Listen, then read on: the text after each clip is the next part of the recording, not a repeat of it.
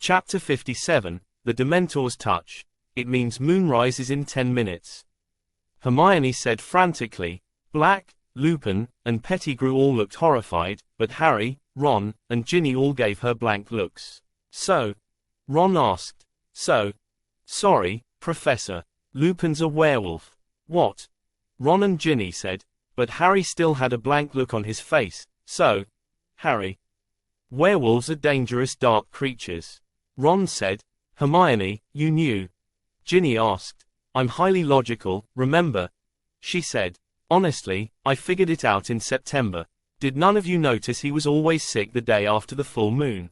For heaven's sake, Snape assigned us an essay on werewolves the first time it happened.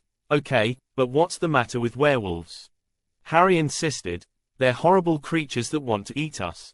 Ron said. Ronald, that's not fair. Hermione chided. They're perfectly normal wizards except during the full moon. Which, unfortunately, this is. We've got 9.5 minutes before there's an angry werewolf in this room. Remus, have you taken your potion? Black asked. No, I haven't, Lupin said sadly. What potion? Harry asked. The Wolfsbane potion. It allows me to keep my human mind when I transform. It was only invented a few years ago. But I missed my last dose. It's useless. I don't understand. I checked the clock. Full moonrise isn't this early this time of year. I was sure I had another half hour to get back. This time of year. Hermione said, wide-eyed. Oh, Professor, time at Hogwarts fluctuates half an hour from day to day relative to the sun and moon. Don't you remember? Oh, Merlin. Lupin said. How could I forget? There's no time, Moony, Black said. 9 minutes. We've got to get the kids out of here. Padfoot, that's not enough time. They'll never get back to Hogwarts that fast. They don't need to. They just need to get out of the shack. No. The charms on the shack have worn off by now. Dumbledore told me at the start of the year. Moony will be able to follow their scent trail. Black paled. Oh no, he said. Okay, we can do this. I'll stay behind and hold him off in dog form. You can come get us in the morning. Can we get Pettigrew back to the castle on our own? Ginny said. What if he tries to escape?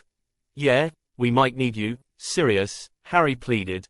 I'm sorry, Harry, we can't risk Moony coming after us in the tunnel. We could stun him. That would slow them down, even with magic, Lupin warned. They'll already have to carry Ron. What if we bar the door? Ron suggested. No, that'll never hold up against Moony, Lupin dismissed him. Even with magic? Not for long enough. We'd need runes. I can carve runes. Can you fix my leg? Ferrella, Lupin said. Ron's leg was bandaged in a splint. That's the best I can do, but we don't have time to carve runes. But Ron got up, hobbled to the door, and drew his small rune carving knife from his pocket. I've got an idea, though. It doesn't have to be fancy, he said. No, Ron, he's right, Hermione said. We don't have time. 8 minutes? No, really, I've got this, Ron said as he carved. Just some basic fortification runes. And where are you gonna get the power? It'll take too long to carve the sequences to tap the ley lines, and we haven't even covered them in class. We don't need the ley lines.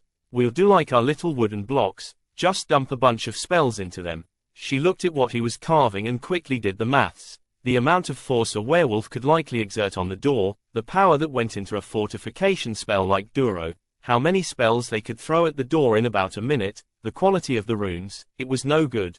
Ron, it's not gonna work. With the power we have and the way you're carving, it's only gonna hold for half an hour or so.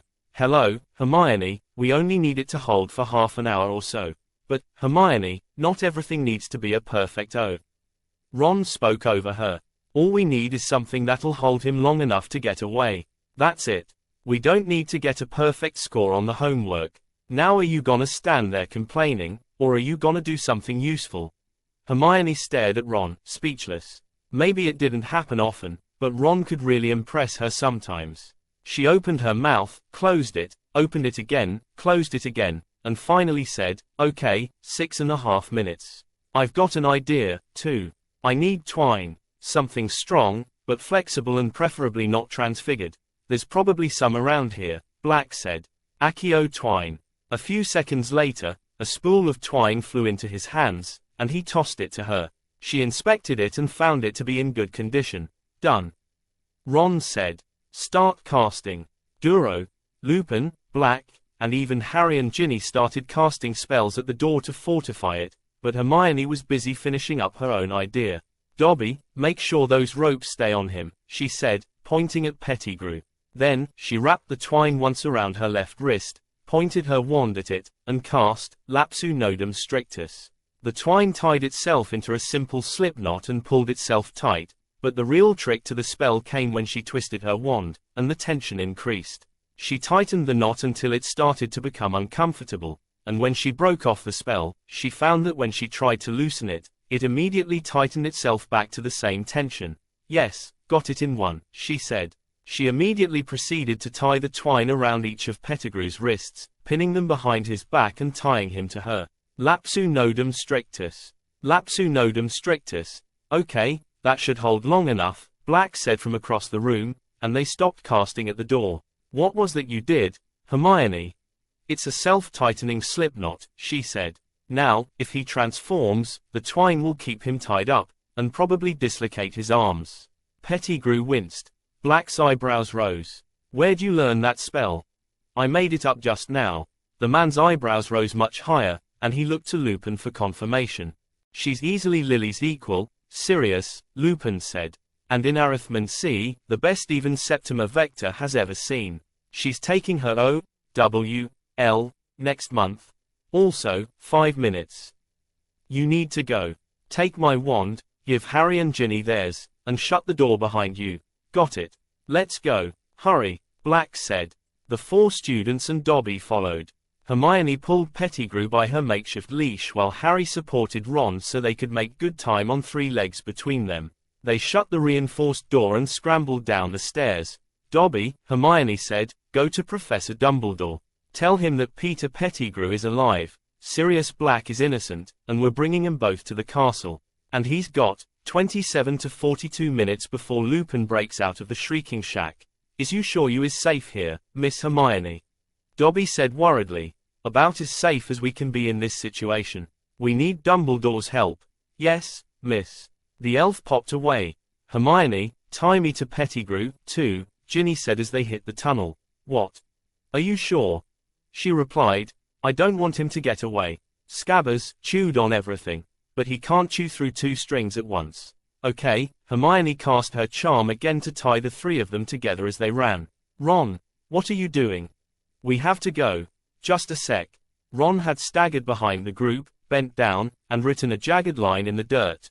Then, he rolled up his sleeve and wrote the same jagged line with dirt on his arm. He waved his wand. Bliviclet. Okay, go. They ran again, and he explained, entangled pair of runes, remember. They're good for monitoring. When it breaks, we'll know Lupin got out. Hermione was briefly struck speechless again. Ron, how do you come up with this stuff? She said. I'm highly logical at doing things quick and dirty with a minimum amount of effort, he replied smugly. Hermione was glad it was so dark because she could feel herself turning red with embarrassment. She had accused Ron of a number of things very similar to that over the past 3 years, usually right after he called her a know-it-all. Apparently, his slacking was actually useful once in a while, a great while. With the warning rune in place, they felt comfortable enough to slow their pace to a brisk walk so that they were less likely to trip over each other, and Ron was less likely to collapse. About a third of the way down the tunnel, they heard a loud thud far behind them. Lupin had transformed. But after several thuds, it seemed like the door would hold. Oh, no. Crookshanks. Hermione gasped suddenly. He's still back there. He'll be fine, Black said quickly. Werewolves don't attack animals. He might even slow him down a little more. Oh, your cat's been my best friend in the school, he added. Very smart, too. I could communicate with him some in dog form.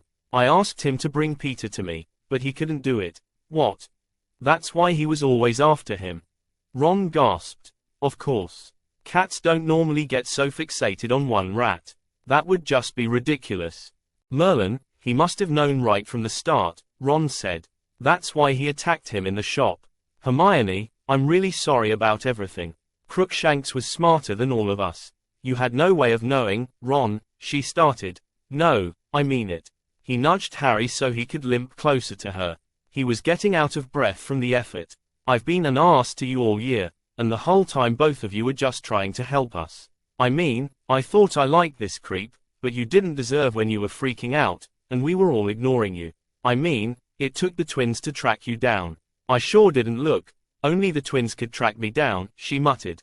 Well, you were still right, anyway. I was being stupid. Like usual. Ginny said. Ginny, don't ruin my moment. Look, you've helped us out of so much trouble before. I guess I should have talked to you instead of just yelling. That's very mature of you, Ron, Hermione replied in surprise. And, thank you. Better late than never, anyway. I just hope he can make it a permanent change. Yeah, I'm sorry, too, Hermione, Harry said. You've always been there for me when I needed help, but I wasn't paying attention when you needed it. Well, you did help me with the Patronus charm, Harry, but thank you, too. Anyway, when Crookshanks couldn't get Peter himself, he managed to get the passwords for the tower, Black said, awkwardly picking the conversation back up. Some boy had them on his bedside table. Hermione gasped again. So Neville didn't lose them in the laundry. You're the reason he got in so much trouble. Sorry, Black said. When I get cleared, I'll write his gran a letter telling her to let him off whatever horrible punishment she gave him. They hurried on, the thuds behind them reminding them to keep pace. Now that they felt a little safer, though, Hermione worked up the nerve to ask one of the questions she still didn't understand. Mr. Black, she said. Please, call me Sirius, he murmured. Sirius, if you don't mind saying, how did you break out of Azkaban? Sirius shuddered slightly. Azkaban is a terrible, terrible place, he said. It's a dark fortress on an unplottable island in the North Sea. The Ministry likes to think it's escape-proof, but the weak point is the guards. The Dementors. Hermione said incredulously. Yes. You wouldn't think that, would you? But the Dementors are blind. They track almost entirely by emotion, and they can't spot animals so well. Humans hardly ever interact with the prisoners. It's almost always Dementors. It's a horrible feeling, having so many around. Most people go mad, but I had my innocence to cling to. It wasn't a happy thought, so they couldn't take it from me. For 12 years, I just lay there. I thought I deserved it, but then I saw that photo, and I knew I had to get out. It was actually really simple. I still almost died, but it was simple. I was very thin, even thinner as Padfoot. One night I slipped past them when they delivered my dinner and managed to squeeze through the bars out the front door. Then, I just swam to shore. Frankly, I'm still surprised I made it, but here I am. So why did you and my dad become animagi? Harry asked. We figured out Remus's secret in our second year. Transforming alone is harder for a werewolf. They start biting and scratching at themselves when they're confined. Well, a lot of animals do that, but it's especially bad for them. So we became animagi to keep him company and let him roam a bit, since we'd be safe as animals. It took us 3 years, and it's a miracle it didn't go horribly wrong, but hey, we were young and reckless. I'm surprised he didn't tell Professor Dumbledore, Hermione said. Yeah, me too, come to think of it, but you'll have to take that up with him. I took a couple of side trips to try to get close to you, Harry, but there were always too many people around. I saw you, Harry said. At Privet Drive, and then at the Quidditch match. You did send the firebolt, didn't you? Of course. Only the best for my godson. I'm glad McGonagall let you keep it. I wasn't sure she would. You fly brilliantly, so do you, Ginny, for that matter. Thanks, Ginny said, blushing.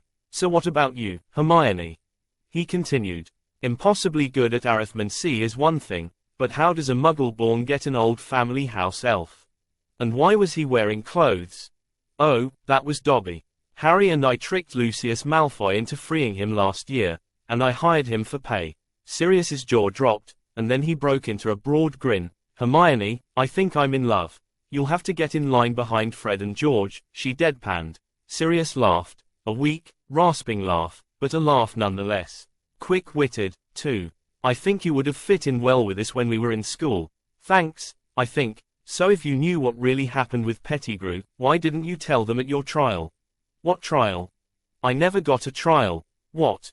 Hermione screamed. You mean they can just throw people in prison without trial in this country? Everyone took a nervous half-step away from Hermione. They're not supposed to, Sirius said. I was probably supposed to be their pending trial, but they were so sure I did it they never came back for me. By now, they've probably forgotten I was never charged. Anyway, it's not important. We'll get it cleared up soon enough, he said hopefully.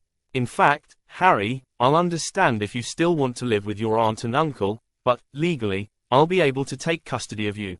If you wanted a different home. Are you kidding? Harry gasped excitedly. Leave the Dursleys. Of course I want to. Do you have a house? When can I move in? You mean it, Harry? Yes, I mean it.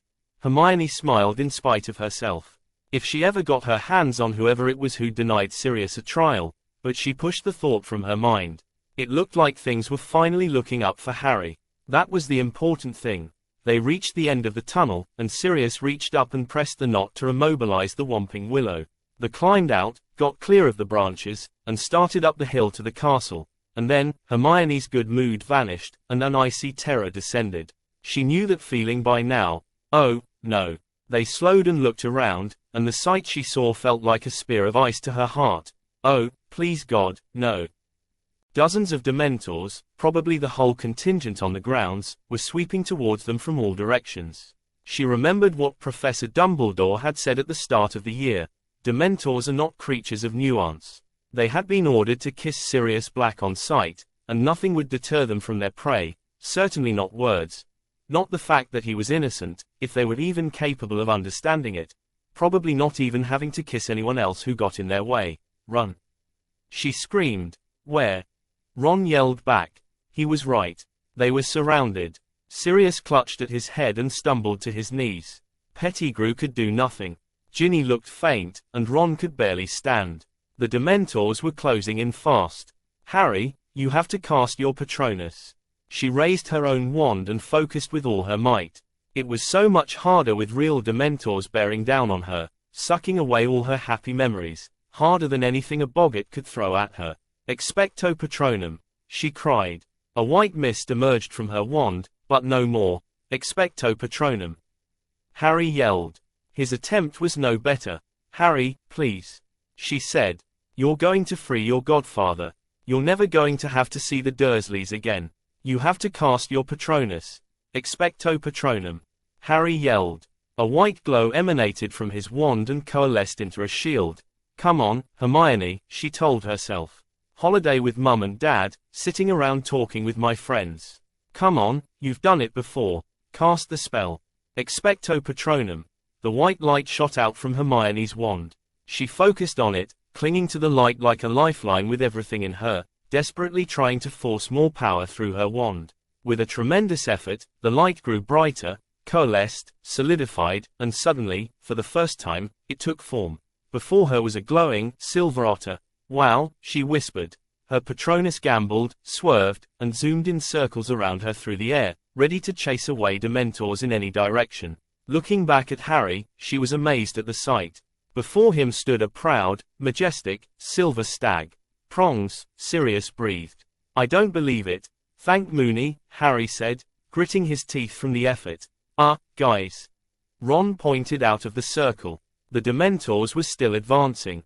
The Patronuses wavered as their drain on Harry's and Hermione's energy grew. There were just too many of them. Stay together. Harry yelled. The group huddled together so that the Patronuses could circle around all of them. Ginny sat on Pettigrew, and Hermione was forced to drop to the ground and practically lie on top of her. Harry pulled Ron and Sirius close to him, barely standing his ground. Help! Ginny screamed. Anybody, help! Dementors! Dobby! Hermione cried. Pop, Miss Hermie, AAHHH. Dobby, no, stupid. His abuse is coming back to haunt him. Dobby, no, get out, get Dumbledore. But Dobby wavered on his feet for a moment and fainted beside her. Then, the light of the Patronuses dimmed, and the icy tendrils crept closer again. The Dementors were standing over her, pressing their way inward. Hermione shifted her position, shielding Ginny and Dobby with her body and pressing her left arm over her own mouth. The silver otter grew pale and transparent and was forced to hover over them. She could just barely see Harry's stag flicker as it tried to protect him, Ron, and Sirius. Not my friends, she pleaded silently. Not Ginny, not Ron, not Harry, not Sirius. Harry's finally found a family. You can't take that away now. Come on, come on, come on, holiday with mum and dad, time talking with friends, helping people with Arithmancy, showing up Malfoy. She kept her Patronus going, but barely. The otter sat on her chest, hissing madly, nearly fading away. The nearest Dementor leaned down and, to her horror, pulled back its hood. It had a ruin of a face, no eyes or nose, only mottled, grey, scabbed skin.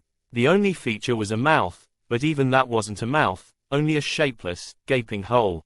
The demon's breath sounded like a smoker dying of emphysema. It smelled like a rotting corpse. It felt like an icy wind. No. Not my friends. I can't lose them. She kept fighting back, and somehow, the otter retained its shape, but the monster leaned closer and lay one frozen hand on Hermione's wand arm. Pain shot through her body. Her hand felt like it had been plunged into ice water, and worse. It burned with cold, and she knew she couldn't hold out for long. She squealed in agony while managing to keep her teeth clenched, and in her ears, she heard Tom Riddle laughing at her. She knew her Patronus must fail any second, and she'd be done for. And then, expecto Patronum. There was a brief whooshing sound, and then, wham! The Dementor was blasted away from her by a blinding white streak. There was a sound of screaming, but not of human screaming. The Dementors scattered in the presence of an impossibly bright light, a light that radiated warmth and safety and drove the icy grip on the world away. Hermione sat up with some effort and looked around. Through the stars in her eyes, she saw blurry shapes picking themselves off the ground, and, yes, 3 of the, Harry, Ron, and Sirius. Ginny? She asked worriedly. Still here, the younger girl moaned. Dobby. Dobby will be feeling this is the morning, the elf squeaked feebly. Sorry, Dobby. Pettigrew. The 2 girls turned over and inspected the traitor. As their vision cleared, they say Pettigrew lying motionless on the ground, staring off into space. Is he faking? Ginny said, I don't know. Hermione was afraid. She didn't know what would happen if Pettigrew had been kissed. Kick him in the bits again. Pettigrew was a good actor, but at that threat, he flinched a bit. Phew. Still alive and still has what passes for his soul, she muttered. She looked down at her hand and felt faint. Her whole hand had a bluish cast and was still in a lot of pain. The Dementor's touch had seemingly given her frostbite. She couldn't even unclench it to put away her wand. The only good thing was that the pain meant it was still alive. Blinking again to dispel the afterimage of the Patronus, she looked up to see Professor Dumbledore running towards them across the grounds. He looked furious, which was as terrifying a sight as it was at the Quidditch match. Cornelius, I told you to call the Dementors off, he roared. A man behind him in a lime green bowler flinched. Oh, Professor, thank God. Hermione called, and then, the scene descended into a cacophony of noise. Ginny screamed. Pettigrew had rolled over her and grabbed her wand in his still-tied hands. Hermione saw in a blink that he had his back to the group, and he had the wand pointed at the ground, and several thoughts flashed through her mind too fast to consciously articulate. Dumbledore was seconds away from catching Pettigrew, leaving him only one chance to try to get away. Pettigrew knew she had sent Dobby to tell Dumbledore the truth. Pettigrew had already escaped certain capture once 12 years ago, very violently. The world started again as Sirius screamed something unintelligible. Then, Pettigrew shouted, Fracassa Velosa. Hermione acted, Spongify. Ah, boom, splat. There was a sound like a cannon blast, and everyone was knocked off their feet from Pettigrew all the way back to the Minister for Magic. Hermione felt like she'd been hit with a firehouse, and her frostbitten hand was screaming in pain at the effort of casting a simple first-year charm. She'd known she only had a split second before they were all killed by that fragmentation grenade curse. Presumably, Pettigrew thought he could escape if the people binding him were dead, and if he took out Dumbledore, too, so much the better. But she knew what that spell did, and she had done the only thing she could think of, cast a softening charm at the ground. Then, instead of being shot through with shrapnel, the fragments disintegrated, and they were effectively sandblasted, but still alive. Pettigrew rolled over, still bound in both twine and ropes, seemingly dazed and confused that the curse hadn't killed them. His eyes flashed, and he looked ready to cast something even worse, but Hermione was already on the move. She ripped her wand from her frozen hand, brandished it left-handed, not thinking of the consequences, pointed it at Pettigrew's face, and screamed out, Chiroptera mucosa. In retrospect, an Expelliarmus would have been a better choice, but it was effective. Maybe a little too effective. Even Hermione looked down at her wand in horror when a black bat failed to crawl out of Pettigrew's nose. Instead, he fell on his side, coughing and retching, and dozens of huge black beetles crawled out of his mouth. Apparently, casting left-handed didn't work so well. Stupefy. Stupefy. Dumbledore was on his feet again, and bolts of red light struck both Sirius and Pettigrew, causing them to fall unconscious. Beetles were still crawling lazily out of Pettigrew's mouth, causing him to make disturbing snoring noises. No. Harry yelled. He's innocent. It's true, Professor. We heard it all. I promise we will question him thoroughly. Dumbledore cut him off. Is Professor Lupin still in the Shrieking Shack? Ron pulled back his sleeve and checked the marking on his arm. It was still legible. Ah, yeah, for now, he said.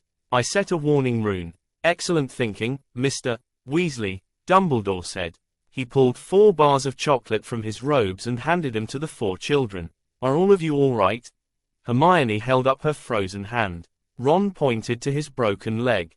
Harry had an icy patch on his sleeve, but his hand didn't look frostbitten. Madame Pomfrey will see to that, Dumbledore told her. Eat, quickly.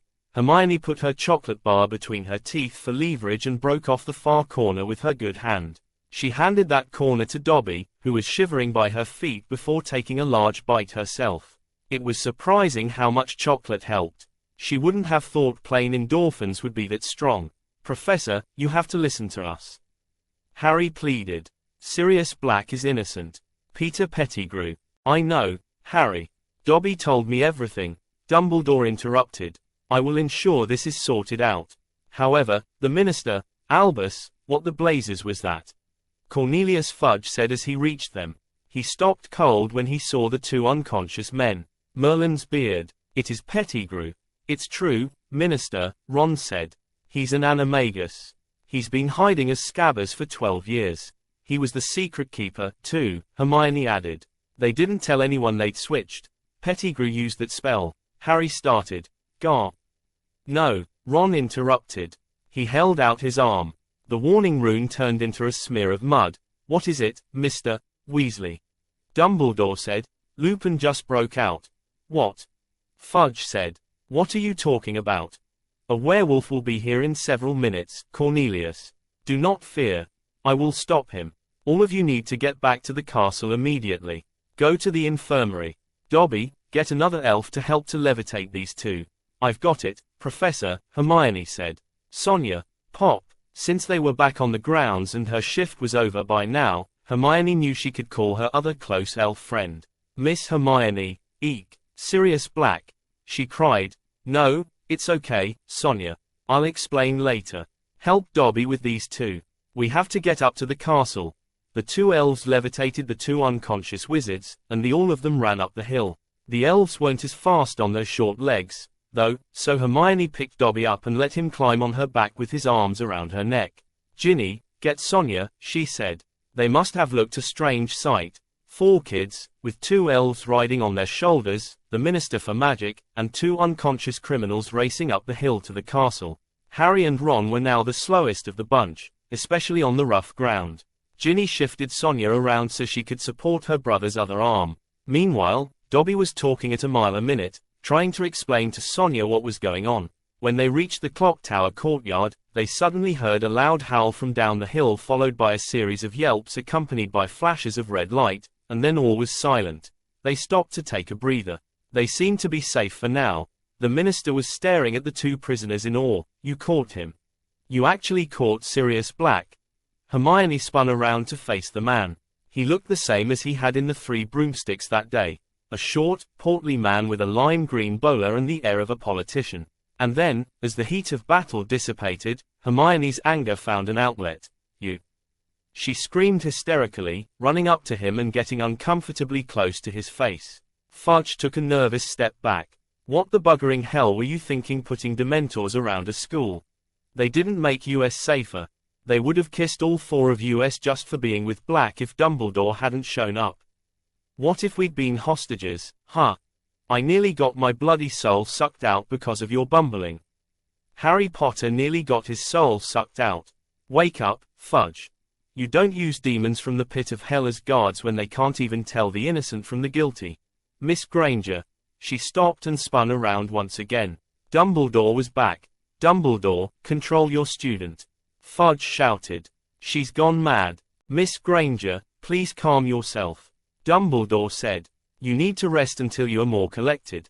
Hermione jumped back, horrified at what she'd just done, even if it was deserved. I'm sorry, Professor, she said, looking down at her feet. I don't know what came over me. After everything that's happened tonight, I just lost it. I understand, Miss Granger. You've just been through a traumatic experience. I would deduct points for shouting at the minister, but I would have to give them back again for your exemplary show of magic. And Cornelius, while I can't condone Miss Granger's method, she does have a point. I warned you of the dangers of posting the Dementors here, and I told you it was the best way to find Black, Fudge said imperiously. And it worked, didn't it? We've found Black, and the Dementors also attempted to kiss 4 innocent children, he said. You saw it. If Miss Granger and Mr. Potter had not performed an extraordinary feat for 3rd years by casting Patronus charms, as you also saw, the boy who lived would be short of a soul right now. Fudge paled. Well, that is quite a serious problem, yes, he said nervously. They'll, have to be dealt with accordingly. Although it can't have been that close, he spun it at once. I'm not convinced I saw any Patronus out there besides yours, Albus. But it's not important. Now that we have these two, we won't need the Dementors here anymore. He pointed at Sirius and Pettigrew. And moreover, Dumbledore continued over Fudge's objection, it was not the Dementors who found Black, but Miss Granger and her friends in what is sure to be a very entertaining story. It seems that Sirius may not be as black as he is painted. Fudge didn't laugh at the headmaster's joke. The word of an elf, Albus. Fudge said skeptically. You must know that carries no weight in court. What? Hermione hissed in surprise. Dobby just shook his head when she looked at him. But you must admit, Cornelius, with Pettigrew alive, it is clear that we do not fully understand what happened on the 1st of November, 1981. That alone should be enough to rescind the kiss on sight order pending a full investigation of both individuals. Albus, you can't possibly think that Black is innocent, Fudge replied. I saw him laughing in the middle of the street myself, and now it's clear why. These two were working together. No. Harry yelled. He dropped Ron, who staggered and leaned on Ginny, and ran up to Fudge. Minister, listen, Sirius Black's innocent. Peter Pettigrew did all of it. But surely it must have been a conspiracy. You yourself said Black had an ally, Albus. An ally? Hermione said in confusion. Oh, no, the prophecy. You think Black is the second servant? He's not. He's completely innocent. He never worked for Voldemort at all. Ah, that's enough, girl, Fudge said. I let you carry on because you're clearly traumatized and possibly confounded, but I am not confounded. She screamed. Sirius is innocent. Miss Granger, please, Dumbledore said soothingly. I know you heard the words of the prophecy from your friends. It spoke of 2 servants. How do you read it? Hermione took a deep breath, determined not to go off again, no matter how infuriating Fudge got. I don't know, sir, but I tied up Pettigrew with a spell I made up tonight, she said, and things started to click into place. That would him the servant who was bound by spells unknown. Professor, do you think what Professor Trelawney gave was a real prophecy? I do believe so, the second of her career. Perhaps I should give her a raise. But please continue. Well, the other servant was supposed to escape before midnight, of course. You just have to hold Sirius until midnight, and that'll prove he's not the other servant. That should be simple enough. I don't think one who escapes was ever here in the first place. Dumbledore looked grave at that news, but he said, very well. We will hold Black here until midnight. Cornelius, you may of course bring Auras in to question him at your leisure. Do you really think that's necessary? Minister, all you need to do is question Pettigrew under Veritaserum. Harry said. Might as well question both of them, Hermione added. Dumbledore gave the minister a piercing gaze. His eyes weren't twinkling at all, now. Surely, that cannot be a problem, Cornelius, he said. It can only reveal the truth. You do wish to be known for upholding justice, of course. Hermione guessed this wasn't such a good time to bring up the fact that Sirius hadn't got a trial, so she held her tongue. Oh, very well, Albus, the minister grumbled. I'll send for an interrogator at once. And suspend the kiss on sight order, but I'm telling you you're wasting your time. He walked off complaining to no one in particular. Very good, Dumbledore said. Now, you really must get to the infirmary. You have my assurances that both Black and Pettigrew will be questioned, and as Chief Warlock, I will ensure that justice is served for both of them. If you are indeed telling the truth about everything, I should be able to smooth things over with the minister soon enough. Much relieved, the foursome trod up to the hospital wing with Dumbledore levitating Sirius and Pettigrew in tow. Thank you, sir, Harry said as he caught his breath. Yes, thank you, Hermione added. She felt the weariness overtake her as the adrenaline wore off, and she hoped she could make it up to the hospital wing on her own. Bloody Dementors, she muttered to herself. Damn 'em all back to hell where they belong. Good God, the minister could have murdered somebody just for political points. She trailed off, not wanting to say out loud what she was thinking. She was starting to wonder if she actually wanted to stay in Britain. She'd promised herself that she wouldn't run away anymore, but between those two things, she wasn't sure if anyone in the country was truly safe, and that wasn't even accounting for whatever horrible thing was bound to happen next year. My goodness, Madame Pomfrey said as she saw the string of patients come into the infirmary, limping, clutching arms and legs, and covered in mud. What happened? Dementors, Ginny said. TSK. Dementors again. Serious exposure, I assume. Hermione mumbled something. What was that, Miss Granger? Hermione was just barely able to speak up enough to make herself heard. I said close enough to see their faces. Madame Pomfrey turned white. Chocolate? The four students held up their half-eaten chocolate bars. Good. Right. Madame Pomfrey, my hand. Hermione showed it to her, wincing. Her flagging adrenaline was also letting the pain come through again. Merlin's beard, it touched you. The Meadowitch gasped. Lie down, quickly. Mr. Weasley, I'll get to you in a moment. Miss Weasley, if you can hold her other arm down. She summoned a bowl to the bedside table and held her hand over it. I'm sorry about this, Miss Granger. Aguamenti. Hermione screamed in agony. Her hand felt like it was on fire as the water poured over it. She struggled where she lay, but Madame Pomfrey and Ginny held her fast. What are doing to her? Ron yelled. He and Harry got up and started to approach. Stay where you are, you two, Pomfrey warned. It's okay, Miss Granger. It's only lukewarm, but I need to get your hand warmed up quickly. Direct contact with Dementors can do serious damage if it's untreated. She waited until Hermione stopped thrashing enough to hold her hand in the bowl of water and broke off to attend to her other patients. Harry and Ginny only needed rest, but Ron's several dog bites and broken leg needed a bit more attention. Finally, she turned her attention to the two unconscious men, one of whom was still crawling with beetles. Hermione was a little surprised he hadn't started choking by now, but either way, it didn't look pleasant. Sirius Black. She gasped. You caught him, and Merlin's beard. Peter Pettigrew. How? It's a long story, Poppy, Dumbledore said. For the moment, can you reverse the hex upon him? Madame Pomfrey tried a couple of general counterspells, but they wouldn't stick. You could probably do that better than I could. Albus. Do you know what he was hit with? She asked. It sounded like a bat bogey hex, Ginny said. I doubt that, Miss Weasley. Those are neither bats nor bogeys. It was, Hermione said embarrassedly. It was left-handed, and I think that messed it up. The throat is still a mucous membrane. I'm not sure about the beetles though. Actually, I believe I understand now. Professor Dumbledore said. In Greek, bat is Chiroptera, while beetle is Coleoptera. Not far off. Accounting for that, it should be simple to devise a counter spell. He waved his wand in a complicated motion that must have been an improvised countercurse, and Pettigrew immediately stopped coughing. Hermione's eyes widened when she saw it. She had a long way to go before she could come up with a fix for a botched spell on the spot like that. There, I trust you can handle the rest, Poppy. Madame Pomfrey nodded, immediately started cleaning him up. Good. Dobby, Sonnet, please tell Professor McGonagall and Professor Flitwick to report here at once. They will be able to ensure that no animagi escape. Yes, Headmaster Dumbledore, sir, the elves said in unison and vanished. But even before those two professors arrived, into the hospital wing rushed Septima Vector. Hermione, she gasped, making a beeline towards her favorite student. Are you all right? Fred and George Weasley are telling all the teachers you were attacked by. She stopped when she saw the black-haired man lying on a nearby bed. Sirius Black. They finally caught the murderer. What? Just, what?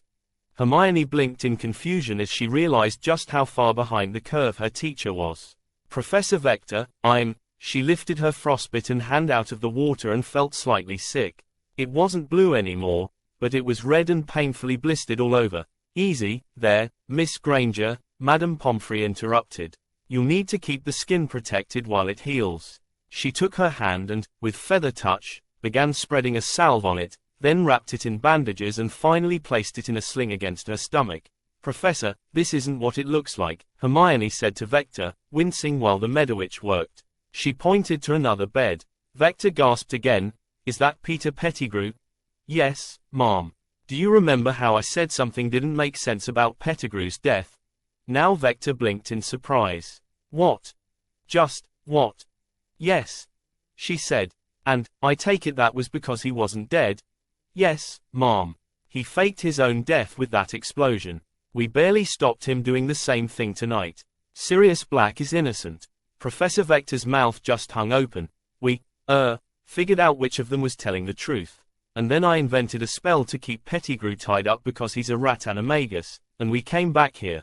But then, when we got back, the Dementors, but that was too much. As she tried to retell the story, Hermione's composure failed completely. She could handle most things a lot better than she could last winter, but Dementors were another matter. She wrapped her good arm around her teacher and cried into her shoulder. I'm sorry, she said softly. It was just awful. It almost makes me want to go home and not come back here. Hermione. They came after all of us. The Dementors. They almost got us. I would have been kissed if I hadn't managed to cast a Patronus. Vector was stuck between horror and amazement. You cast a Patronus? Yes, it was an otter. You cast a corporeal Patronus? Yes, and they still nearly wore me down before Dumbledore got there. Fudge was insane, putting those things around here. And the Sirius, Professor, Sirius never even got a trial. I feel like I'm living in a banana republic. Am I wrong, Professor? Am I wrong for not being sure whether I want to come back here next year? Vector could barely understand what was going on, and she had no idea what a banana republic was, so she just wrapped her arms around her student to calm her, being careful of her injured hand. It took several minutes of confused explanation from Hermione's friends and the headmaster to make it clear what had happened, and Vector was furious by the end of it. If she were 14 years old again, she'd have half a mind to yell at Fudge for a while herself. Not only had an apparently innocent man had spent 12 years in Azkaban without trial and the real killer spent the past 7 years living in Hogwarts as a pet rat, but the Dementors had tried to kiss 4 children, and it was only through months of effort on Harry's and Hermione's parts to learn the Patronus charm, in Hermione's case, solely to keep the nightmares away, that they held out against them. She remembered their discussion in February, the existential horror of even the possibility of the destruction of the soul. She hadn't given it much thought then, but now, she thought she might get sick herself. I don't know, Hermione, she said. I know you want to stand by your friends, but I told you last fall that maybe magical Britain isn't safe anymore, and if this kind of words like incompetence and corruption barely started to cover it. If things like this happen here 3 years in a row, if the best security magic can bring can't keep one man out of this school, maybe it is time you cut your losses. Honestly, I'm not even sure what to tell my grandniece, Georgina, now. I do think I'll stay, Hermione said. I don't want to leave you. I don't want to leave Harry and Ron and Ginny and my other friends, but it's hard. It's harder than ever. Staying would come with another cost, too. Her parents could never know what happened. She would have to pretend everything was perfectly fine this year if she wanted to return. Echoing across the grounds, the clock struck midnight. Dumbledore looked at the still sleeping Sirius for a moment and then, seeing nothing interesting happen, nodded solemnly. Well, midnight has come and gone without incident. Oh, and I think under the circumstances, the 3 of you can be excused from your astronomy class. It seems that you were right, Miss Granger. Black was not the servant who escaped, nor indeed was that servant on the grounds at all. Sir, that prophecy said the other servant would go back to Voldemort. Harry said worriedly. What? Vector gasped. It did, Harry, Dumbledore said. When he didn't elaborate, Harry said, "Well, isn't that bad?" "Yes, it is very bad, but I have long suspected that Voldemort would one day return. That is no great secret. We have yet some time before he could possibly make any moves.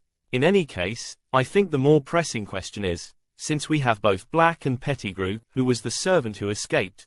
"Who was it, then, Professor?" Harry asked. Dumbledore was silent for a long moment before he finally answered, "I wish I knew."